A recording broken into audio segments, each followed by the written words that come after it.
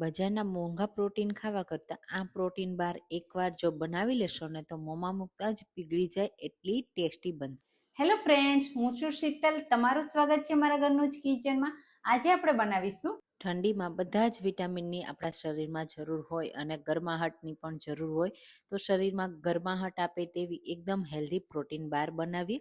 તો પ્રોટીન બાર બનાવવા માટે આપણે લેશું 1 કપ ખમણેલું નાળિયેર. તો નાળિયેરના જે ગોળા આવે ને એને જ મેં ખમણી અને લીધું છે આ રીતનું.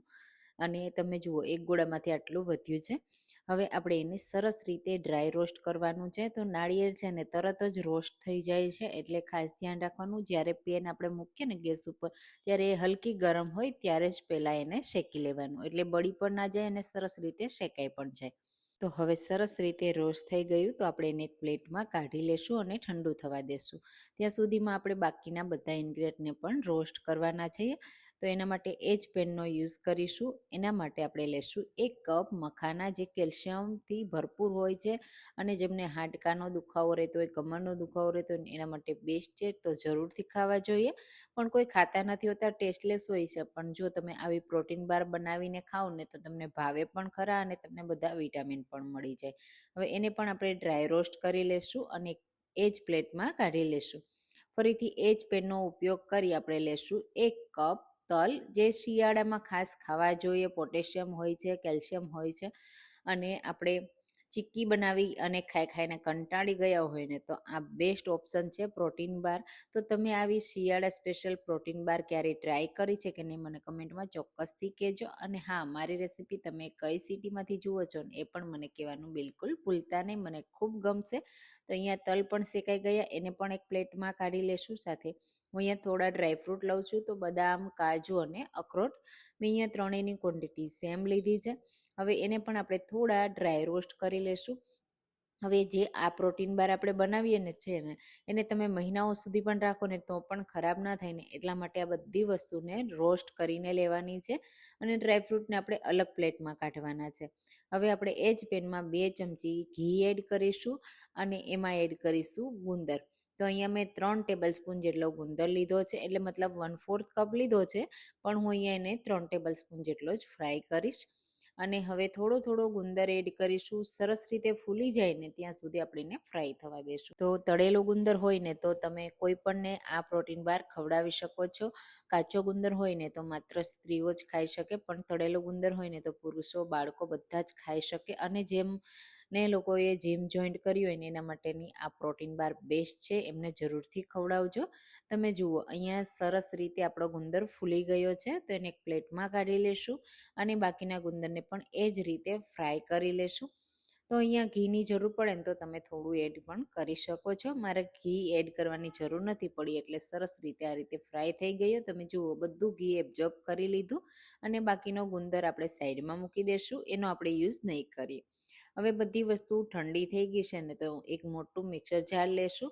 તલમાં અને નાળિયેરમાં છે ને એ ઓઇલનું પ્રમાણ વધારે હોય છે, તો એની સાથે જ આપણે મખાનાને ગ્રાઇન્ડ કરવાના, કારણ કે મખાના એકદમ ડ્રાય હોય છે, તો બધાનું બેલેન્સ થઈ જશે અને એનો પાવડર સરસ એવો આપણે કરી શકીશું. તો બસ આ રીતે 2 થી 3 વાર પલ્સ મોડમાં ચલાવશું એટલે સરસ એનો પાવડર તૈયાર થઈ જશે. આપણે આ રીતનો પાવડર તૈયાર કરવાનો છે, એકદમ ફાઇન પણ નહીં અને થોડો આ રીતનો કરકરો મોટા દાણાવાળો પણ નહીં, એ રીતે. અને આપણે મખાના એડ કર્યા હતા ને તો એમાંથી કોઈ પણ જાતનું તેલ પણ રિલીઝ નથી થયું. હવે હું અહીંયા બીજું મિક્સર જાર લઉં છું અને એમાં જે આપણે ડ્રાયફ્રૂટ તૈયાર કરીને રાખ્યા હતા ને તે એડ કરી દઈશું. ડ્રાયફ્રૂટમાં જે બદામ છે ને એ થોડી કડક હોય છે, એટલે એને અલગથી આપણે પીસવાની, એટલે એનો પાવડર આપણે કરી શકીએ. તમે જુઓ આ રીતનો. બસ ડ્રાયફ્રૂટ પણ તૈયાર થઈ ગયા છે. તો હવે આવે છે ગુંદરની વારી. ગુંદર છે ને એ એકદમ સોફ્ટ થઈ જાય જ્યારે ફ્રાય થાય ને ત્યારે. આ રીતે હાથથી તોડો ને તો પણ તૂટી જાય. તમે જુઓ ગુંદર આ રીતનો આખો રાખીએ ને તો કોઈને ખાવામાં મજા ન આવે, કારણ કે ગુંદર છે એને દાંતમાં ચોટે છે, એટલા માટે. તો આપણે શું કરીશું, આ રીતની કોઈ પણ વાટકી લેશું અને એના પાછળના ભાગથી આ રીતે પ્રેસ કરી અને એકદમ ફાઇન કરી લેશું. આ રીતની એવી પેસ્ટ તૈયાર થઈ જશે. તો ગુંદર પણ રેડી છે. હવે આપણે જે વસ્તુને તૈયાર કરીને રાખી છે ને તે આ સમયે બધી એક સાથે મિક્સ કરી દેશું. તો મિક્સ કરવાથી જ્યારે આપણે પ્રોટીન બારને મિક્સ કરીએ ને ત્યારે તરત જ મિક્સ થઈ જાય અને એક સરખું તમને એનું રિઝલ્ટ મળે અને ટેસ્ટ પણ મળે. તો આ રીતે ગુંદરને પણ આપણે એક સાથે જ મિક્સ કરી દઈશું. અહીંયા જ પહેલાં ગેસ ચાલુ કરીએ પહેલાં જ બધી વસ્તુને મિક્સ કરી લેવાની છે. આ રીતે બધું પ્લેટમાંથી ગુંદર કાઢી લીધો મેં. હવે સરસ રીતે મિક્સ કરી દઈશું. અહીંયા કોઈ આપણે મિલ્ક પાવડર એડ નથી કરવાનો, માવો નથી એડ કરવાનો, દૂધ નથી એડ કરવાનું. ઓછા ખર્ચામાં અને ખૂબ જ હેલ્ધી તૈયાર થાય છે. અને હવે આપણે એમાંથી પ્રોટીન બાર તૈયાર કરીએ એના માટે આપણે 2 ટીસ્પૂન ઘી એડ કરીશું. પહેલાં પણ આપણે 2 ટીસ્પૂન યુઝ કર્યું અને અત્યારે પણ 2 ટીસ્પૂન, ટોટલ 4 ચમચી જેટલું ઘી જોશે. અને અહીંયા મેં અડધો કપ દેશી ગોળ લીધો છે. ગોળ છે ને એ તમે તમારા સ્વાદ પ્રમાણે ઓછો કે વધારે લઈ શકો, પણ હજુ આપણે એમાં એક મેઇન ઇન્ગ્રીડિયન્ટ એડ કરવાનું છે જે શિયાળામાં દરેક ઘરના સભ્યો ખાતા જ હોય છે, પણ ઘણા બાળકો નથી ખાતા હોતા, તો એને ખવડાવવા માટેનું સિક્રેટ છે અને પ્રોટીન પણ મળી જશે અને એ ખાઈ પણ લેશે. તો આ રીતે ગોળ મેલ્ટ થઈ જાય ને પછી આપણે એડ કરીશું ખજૂર. તો ખજૂર છે ને ખૂબ જ હેલ્ધી હોય છે, ગુણકારી હોય છે અને આયરનથી ભરપૂર હોય છે. તો મેં અહીંયા 3/4 કપ લીધો છે, ગોળ કરતાં થોડો વધારે લીધો છે. અને મારો આ ખજૂર એકદમ સોફ્ટ છે ને, તો હું મિક્સર જારમાં ક્રશ નથી કરતી. જો તમારો ખજૂર એકદમ સોફ્ટ ન હોય ને તો તમારે મિક્સર જારમાં એડ કરવાનું, 1 ચમચી ઘી એડ કરવાનું અને ક્રશ કરી લેવાનું. એટલે ખજૂર બિલકુલ મિક્સર જારમાં પણ ચોટશે નહીં અને એકદમ ફાઇન પેસ્ટ તૈયાર થઈ જશે. હવે અહીંયા ખજૂર પણ સરસ રીતે શેકાઈ ગયો, તો આપણે થોડો સૂંઠ પાવડર એડ કરી દઈશું. અને આ જે મિશ્રણ છે ને એને બધું એક સાથે જ એડ કરી દઈશું અને ગેસની ફ્લેમ એકદમ લો રાખીશું અને સારી રીતે મિક્સ કરી લેશું. અહીંયા જો મિશ્રણ તમારું વધારે થઈ ગયું હોય, ખજૂર ગોળવાળું મિક્સર ઓછું હોય, તો તમારે શું કરવાનું, થોડું ઘી એડ કરી દેવાનું એટલે એડજસ્ટ થઈ જશે. મારું એકદમ મિક્સર પરફેક્ટ છે. જેમ જેમ મિક્સ કરશું ને એમ જ ખબર પડશે. તમે જુઓ આ રીતે. તો સરસ એવું મેં મિક્સ કરી લીધું.